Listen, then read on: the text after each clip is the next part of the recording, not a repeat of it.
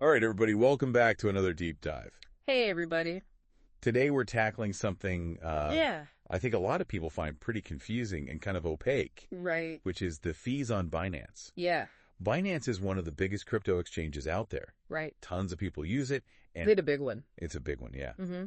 But a lot of people don't really understand the fees and how they can really kind of take a bite out of your profits or make your losses even worse. Especially if you're a high volume trader. Right, exactly. Mm-hmm. So if you're trading a lot, Mm-hmm. the fees can really add up. Yeah, for sure. So what we're going to do today is we have this this kind of snapshot of information about Binance's fee comparison Okay. that we're going to deep dive into. Awesome. And we're trying to make sense of it all. Love it. So one of the things that I thought was really interesting from this is how the fees actually differ depending on how you trade.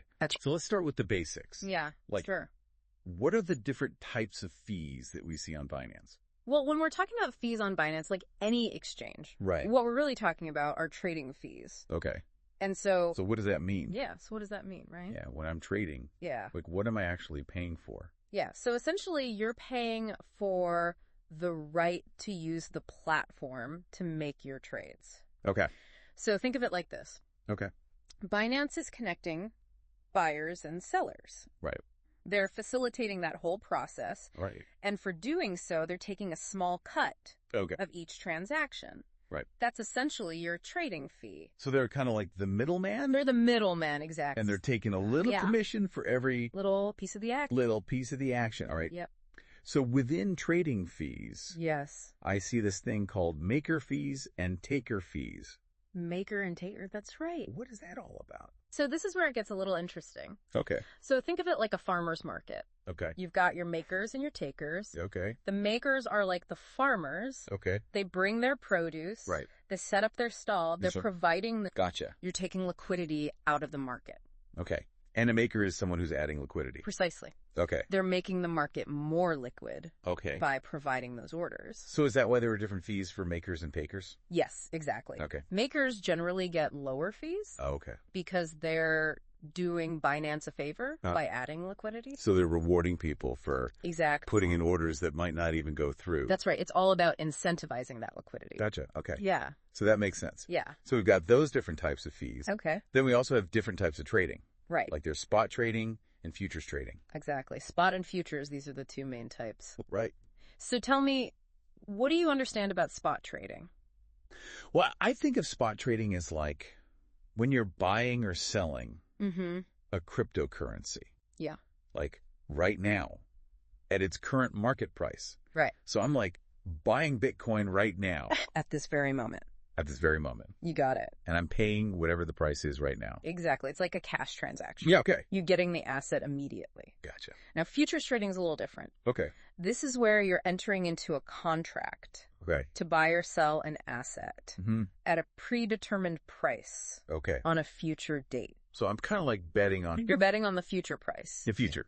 Okay. So for example, you might enter into a contract that says, I believe Bitcoin will be worth $40,000 in 3 months. Right.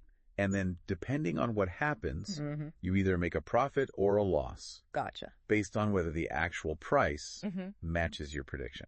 Okay. So do the fees differ between those two types of trading? They can, yes. Okay. Futures trading is generally a little more complex. Okay. And it involves more risk. So the fee structure might reflect that. Okay. For example, Binance might charge higher fees for futures trading. Okay. Where they might have a different fee tier system. Tier system. Yeah, that's another important thing to understand. Okay, so what's a fee tier? Okay, so imagine a staircase.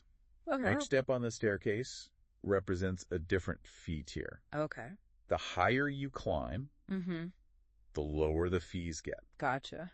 So how do you climb the staircase? Yeah, how do you climb? By increasing your trading volume. Okay. Over the past 30 days. So the more I trade... The more you trade. The higher my tier. The higher your tier and the lower your fees. But that kind of seems like it disadvantages the smaller trader. That's a really good point. Right. It definitely can create a bit of a barrier to entry. Right, because if you're just starting out and you don't have a lot of money to trade... Yeah. you're stuck in that lower tier with those higher fees. Exactly. And it might take a while to climb up to those lower fees. So it's almost like an advantage to the whales and the high rollers. Yeah. You could say that. Yeah. It's definitely something to be aware of.